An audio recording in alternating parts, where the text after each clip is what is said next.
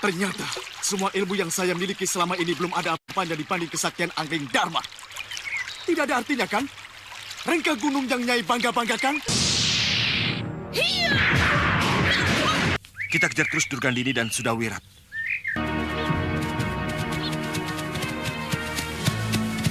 Dari mana mereka tahu kita ada di sini? Dasar.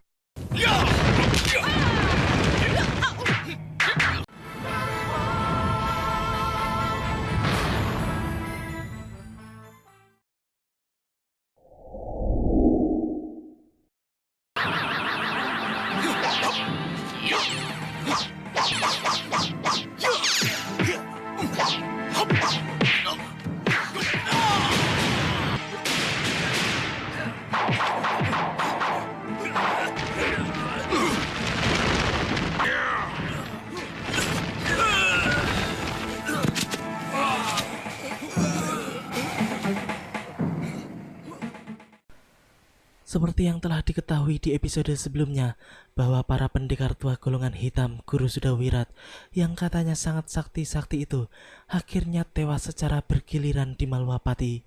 Mereka menyerang Malwapati seperti hanya menyerahkan nyawanya saja. Yang tewas antara lain adalah Kangsa Dewa dan Gendrayana di tangan Patih Batik Madrim, Abicaraka di tangan Cantrika Dewi dan Ken Amaranila, serta Kilegawa di tangan Aditya. 4 tokoh sesat sok jago itu pun tewas di halaman Kedaton Malwapati, sedangkan Durgandini, Sudawirat dan Lokahita pun langsung kabur karena ilmu rengkah gunungnya tidak mampu melukai Prabu Angling Dharma ataupun Suliwah. Kini Sudawirat yang katanya sangat sakti dan menjadi jago andalan golongan hitam itu pun menjadi putus asa karena ilmu yang telah begitu banyak dikuasainya dari segala macam orang sakti yang menjadi gurunya ternyata tidak berarti apa-apa di hadapan Prabu Angling Dharma. Bahkan ilmu halimun rengkah gunung yang baru saja dipelajarinya dari Abicaraka pun tidak berarti apa-apa di hadapan Sang Prabu. Ternyata semua ilmu yang saya miliki selama ini belum ada apanya dibanding kesaktian Angling Dharma. Tidak ada gunanya ilmu yang saya pelajari selama ini. Wirat, kamu tidak boleh bicara seperti itu. Sebagai seorang pendekar, kamu tidak boleh berputus asa. Ya, mula-mula saya berpikir bahwa dengan ajian serta ilmu yang saya miliki, sayalah puncak dari kesaktian yang ada di muka bumi. Ternyata, ilmu yang dimiliki raja itu adalah langit. Tidak ada artinya kan? Rengka gunung yang Nyai bangga-banggakan? Durgandini yang mendengar keluhan dari Sudawirat pun menjadi panas kupingnya. Ia pun kemudian kembali menceritakan bahwa ia pernah hampir membunuh Prabu Angling Dharma dengan aji rengkah gunungnya ketika bertempur di Kalinggapura. Namun ia tidak pernah menyadari bahwa itu semua terjadi hanya kebetulan saja karena Sang Prabu belum mengetahui tentang ilmu rengkah gunung yang dikuasai oleh nenek sesat tersebut. Dan mungkin satu yang belum diketahui oleh Sudawirat adalah bahwa semua gurunya yang telah tewas di Malwapati itu sudah pernah dikalahkan oleh Sang Prabu dengan sangat mudah. Bahkan juga pernah lari tunggang langgang ketika menghadapi Patih Batik Madrim karena memang ilmu Batik Madrim masih jauh di atas para guru Sudawirat yang telah koit tersebut. Sudawirat pun kemudian justru muak mendengar cerita basi dari Durgandini itu. Bahkan ia hampir saja melawannya kalau tidak dilerai oleh Lokahita. Hita! Kamu melihat ada 2 orang gadis yang mengalahkan Abicaraka. Iya, Guru. Iya, jurus silatnya sangat aneh. Nah, melihat jurus yang begitu lembut seperti angin. Dia itu akan menjadi batu sandungan buat kita. Dulu ada seorang biksu dari negeri Manca yang ilmunya hampir sama dengan pendekar wanita itu. Hampir seluruh pendekar di tanah Jawa ini bisa dikalahkannya. Kemungkinan kedua gadis itu adalah muridnya. Dia berhasil dikalahkan oleh Kiparon Wajah dengan racun kawah Merapi. Ya, memang benar apa yang dikatakan oleh Durgandini bahwa ilmu kedua pendekar wanita yang mereka maksud adalah ilmu turunan dari biksu tersebut. Mereka pun kemudian merencanakan untuk pergi menuju perguruan Gunung Kencana guna meminta Kiparon Wajah agar mengajarkan tentang ilmu racun kawah Merapi yang sangat dahsyat itu. Kebetulan Kiparon Wajah adalah mertua dari Pria Mitra, kakak kandung Lokahita, sehingga mereka berpikir bahwa kemungkinan mereka akan diterima dengan baik di perguruan tersebut. Namun Durgandini sebenarnya masih sedikit ragu karena ia selalu tidak pernah cocok dengan pendirian Kiparon Wajah yang lebih berjiwa kesatria. Kini kita menuju Malwapati, di mana pada saat itu Suliwah sedang mendampingi Aditya dan yang lainnya yang hendak berkemas-kemas untuk pulang menuju Kalinggapura. Dan seperti biasa, Bongoh pun ngelawak bersama Kalianat Tantri dan yang lainnya. Oh, adiknya Aditya. Kamu nanya sudah punya pasangan apa belum? Kalau sudah kenapa? Kalau belum juga kenapa, Bongoh? Jangan keras-keras. Malu aku. Malu. Chandrika, Lawang cuma nanya kok. Aduh. tadi kamu bilang katanya Chandrika dan Ken Amaranila sangat cantik. Kalau belum punya pasangan... Mas Bongoh, Racun bumi adalah senjata andalanku. Kalau aku berikan kepadamu, lantas aku bisa apa?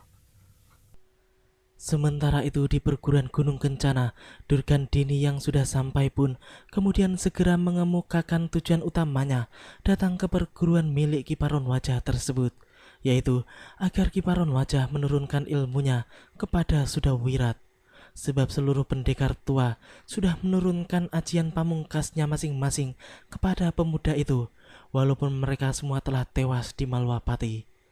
Mendengar permintaan konyol Durgandini yang sangat memaksa dirinya, Kiparon Wajah pun sangat tidak senang dan kemudian dengan tegas ia pun menolak permintaan tersebut. Apalagi menurunkan ilmu racun kawah Merapi yang sangat berbahaya dan kejam yang tidak ingin digunakannya lagi. Cukup aku yang memiliki ilmu yang sangat kejam itu. Dan akan kubawa. kamu memang benar-benar Paron. Hajar dia, Guru, atau aku yang akan menghabisi dia. Diam! Siapa yang berani menentang keinginanku, akan kuhabisi. Termasuk kau, Paron. Durgandini.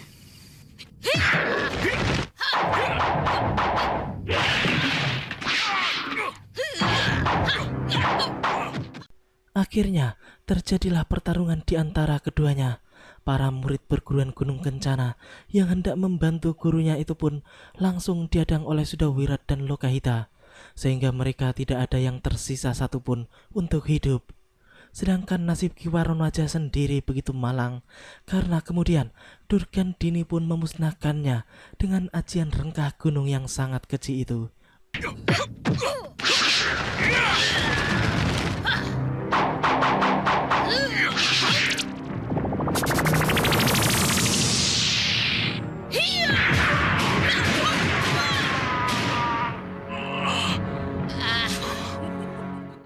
Ya, akhirnya Kiparon Wajah tewas di tangan Durgandini, sedangkan putra Pria Mitra yang bernama Pawana pun dibawa lari oleh sekelebat bayangan yang bergerak begitu cepat.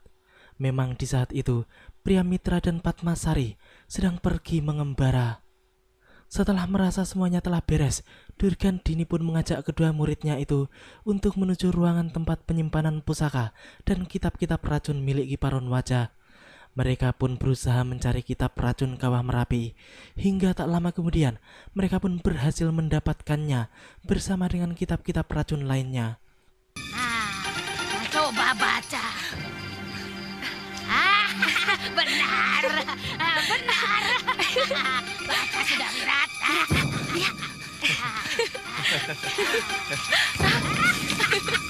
Benar, Guru.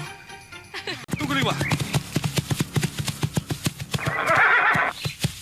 Mestinya kita kejar terus Durgandini dan Sudawirat. Sebab kalau mereka sudah berhasil menyusun kekuatan baru, mereka akan kembali mengacau Malwapati. Waktu itu saya ingin langsung mengejar mereka, Gusti Patih. Tapi Gusti Prabu melarang. Kini kita menuju pada Suliwa dan Batik Madrim yang di saat itu sedang mengejar Durgandini.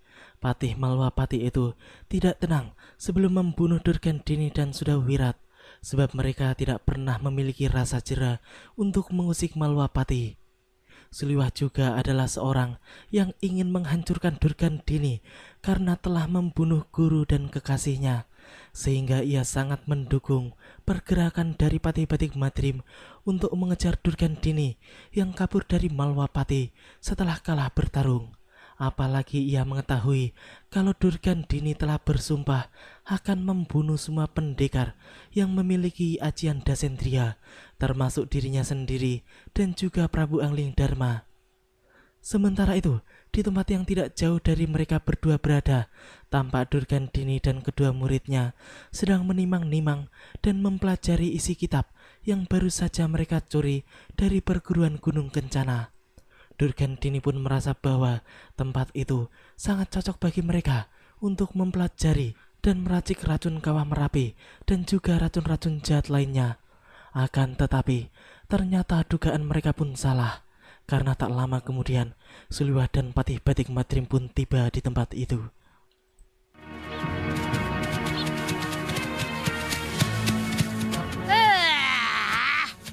Lewat sini kalian rupanya.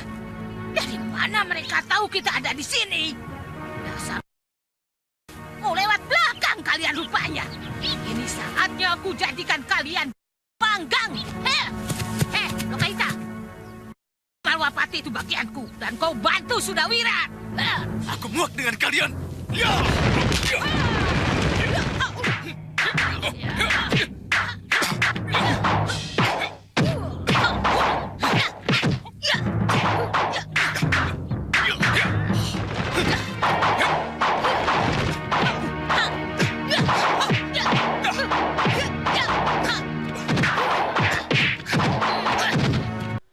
Akhirnya, pertarungan tingkat tinggi yang sebelumnya terhenti di Malwapati pun kini kembali berlanjut. Walaupun Durgandini memiliki ajian Dasendriya, namun itu semua tidak berpengaruh terhadap Patih Batik Madrim yang memiliki tingkat kesaktian dalam taraf sempurna. Pertarungan mereka berdua pun berjalan imbang. Begitu juga dengan Suliwah. Walaupun Sudawirat memiliki ilmu pamungkas yang begitu banyak dari berbagai guru yang berbeda, namun tabib muda itu mampu mengatasinya dengan cukup mudah, sebab ia memiliki ajian Dasendriya ungu, yaitu puncak dari ilmu Dasendriya itu sendiri.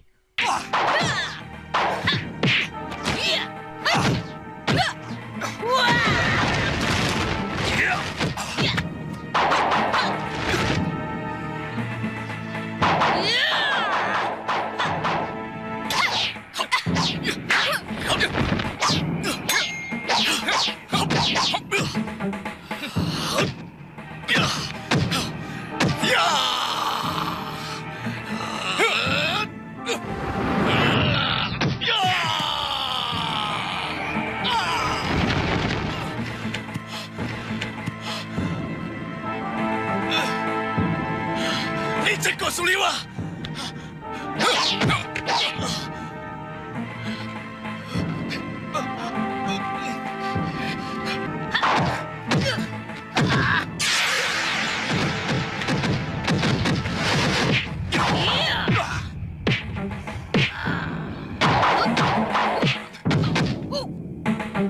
Guru, gunakan ini.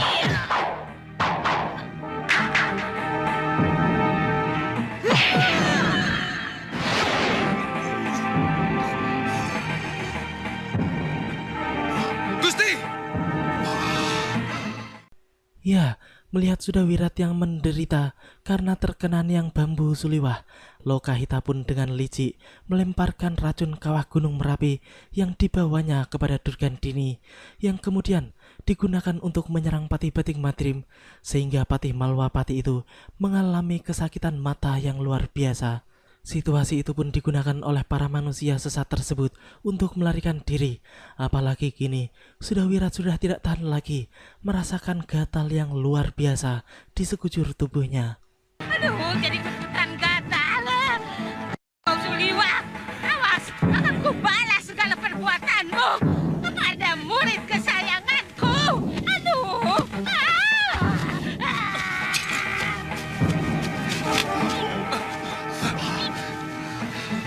kawah gunung Merapi.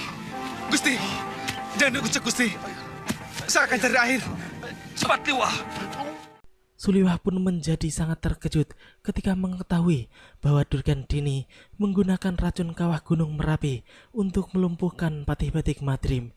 Ia pun kemudian mengambil air lalu menyiramkannya pada mata Patih Batik Madrim guna membersihkan racun yang masuk ke dalamnya.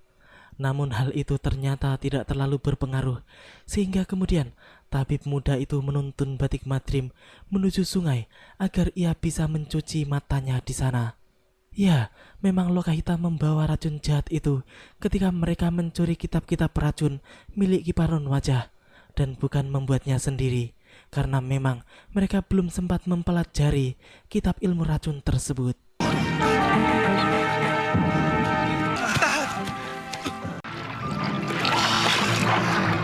Tahan, Gusti. Saya akan mencari obat. Cepat, Liwah.